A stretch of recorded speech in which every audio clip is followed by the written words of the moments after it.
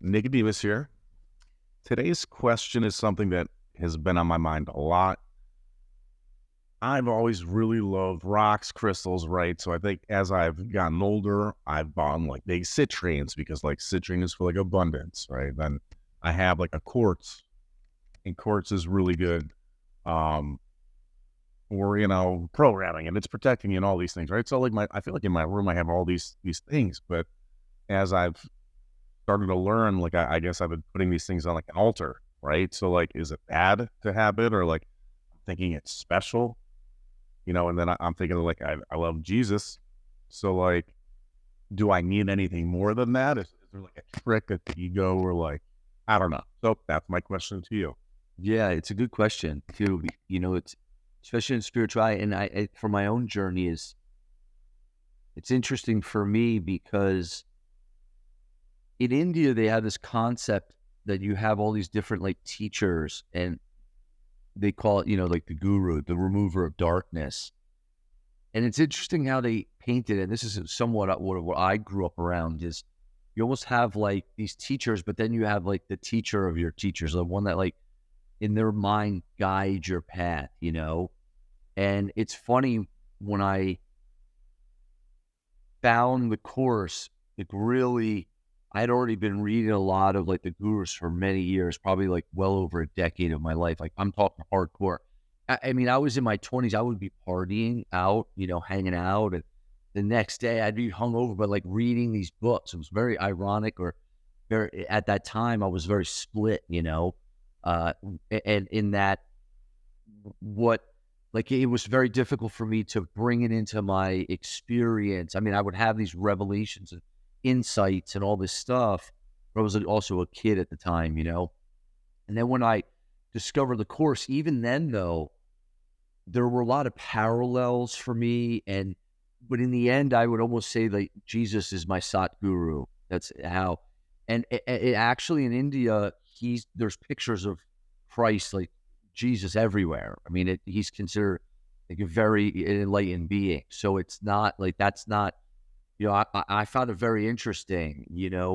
And people like Krishna Das, everybody loves Krishna Das's music. He's from Brooklyn, Ram Dass from the Northeast up in Massachusetts, rich family. They went to India to learn about like this mysticism, and yet like their guru's talking about Jesus. And they're like, what the? Like, we were trying to get away from that. And here you are. And like some of them talk about like, you should meditate the way Christ meditated. He lost himself in love.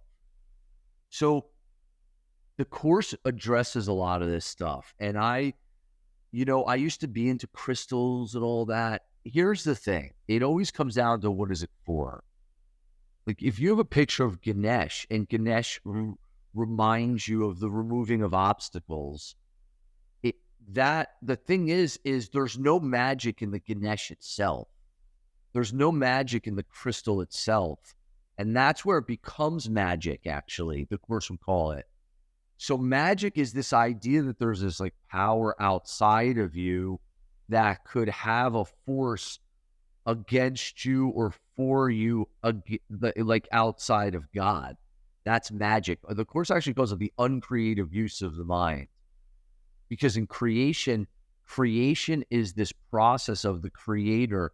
And I'm going to use the best that I can descriptions. We just need to understand that in all of these talks,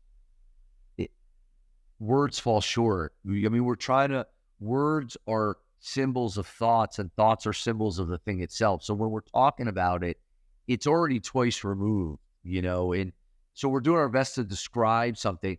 There is this continuous process of extension from God. Extended outward is you as the I am, or the Christ. And that extension continues outward with our creations. And those creations are eternal. So I'm just sharing this on a high level, or starting at maybe the top level, is that I have a theory that we're together forever. That even as beings, it's almost like the rays of the sun we are connected on realms and dimensions beyond what we can understand in our mind as humans. And it's not even up for us to understand it in this game, really. That's why it's a course in miracles. It's not a course in revelation or a course in knowledge. Because if it was a course in what the course says is knowledge is beyond perception in this game. And you and I can only understand dualistic perceptions with our mind. So this idea that this stone has a power in itself outside of me is magic. What you start to realize is that what the ego teaches us to do is to make idols of things in the world as though they have power, because the ego's continually attempting to convince us that we're little and impotent. That's because that's how it survives and really has its existence. Its existence is based on a separation from God. So the ego voice is literally a call to death, destruction, littleness. That's what fear is. So when you think about this idea, now here's the thing. What is it for? So you can have, like, I have a stone from the mountain in India, like, does it have any power in itself? No. Because here's what you start to understand. Now, if you study, let's say, universal law is mysticism, from thousands of years ago, universal law, these mystics and the three mystics, whatever, this book, I did a course on it, read it, and I just understood the laws, of universal law. The law of mentalism is one of them. Is everything that you see is mind. It's all mind. The way they'd say it in India, it's all consciousness, right? But everything is connected. So what Jesus says in the course, he says that it's never, like, when you talk about the altar, he's like, it's not the church, the structure of the church that makes the church holy. It's the altar within it. So it's not about our body or the physical world or form. It's the altar within our mind. So if you think of your mind like an altar, the Ganesh on the altar in your room, it pales in comparison to the Ganesh on the altar in your mind. And the Ganesh on the altar in your mind is really the Holy Spirit. So that's the only remover of obstacles. Now, the Holy Spirit takes all these different forms because it's all one. It's all a Leela. And a lot of religion doesn't understand this because their religion, the ego in some ways hijacked a lot of religion. And he says things in the course like many sincere Christians have misunderstood some of this stuff because their own, he even says this about the apostles, it was like their own unconscious guilt. Like they couldn't deal with, like, their brother and their teacher was taken from them. So that guilt they projected out into the world, and then God became a vengeful God. God became a wrathful God. And that's only because that, and even Jesus says in the course, he says, a lot of what I told you, he said, I said you wouldn't be able to understand until later.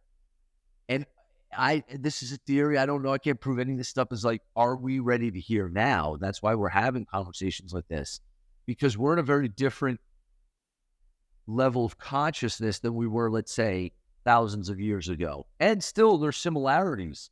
But now when you think about these idols and the things you're talking about, nothing outside of you can add to you. Nothing outside of you can take away from you. Nothing outside of you can protect you. The only place you can go for protection is within you. And it's within you because God placed it there. That's what he says in the course. The Holy Spirit is in your mind. And because the Holy Spirit is so dim in our minds, we need to extend it to really see it and understand it. Like, the Holy Spirit's voice is so dim and the world of form is so loud, so that everybody tries to find their wholeness and their happiness in all of this changing of form. And, like, maybe this rock will give it to me. No, that didn't work. Let me get this one. I got to do that. Let me read. I got to try this. Oh, I got to do that. I got to visualize better. I got to all this stuff. And it always sets you up. Here's the thing. It doesn't clean the altar. The only way is to clean the altar in your own mind. And the only path ultimately to do that is through forgiveness, because what you're doing in forgiveness is you're looking at all of the figures in the dream and you're ascribing to them all the same meaning. And it's only the meaning of love. It's only the meaning of like charity or the handing the chalice we talked about. Like it's only the extension of love, because in the extension of love, that's where the true power and the strength is, because that's what actually protects us. That's what the Holy Spirit teaches us, is that the atonement is the only device. The atonement, think of the atonement, at-one-ment, or the healing of our minds, the correction of errors. In religion, they said atonement, like you atone for sins, but sin is a lack of love. So the atonement is the correction of lack of love, right? The atonement is the only tool that doesn't like hurt us because it's the only one that can protect us. You can use anything in the world, even stones and all this. You can use it for witchcraft and demon worshiping, people do, and sacrifice and all of that. And if you think of what in the Bible, what Jesus was talking about was he came to reinterpret the law, right? And the law, and he was like, there's only one God and I am the Christ. But what he also, people are missing this, is he was saying, you're going to do all of this as well. He wasn't saying like, make me special and now make an idol out of me, which notice the mind always goes to make idols, because all of this, of course, we call idolatry, is this idea that this thing is holy outside of you and I as the creation of the living of God. The extension of God is the only thing that is holy, because what but you did the Creator create, and what but you is the kingdom.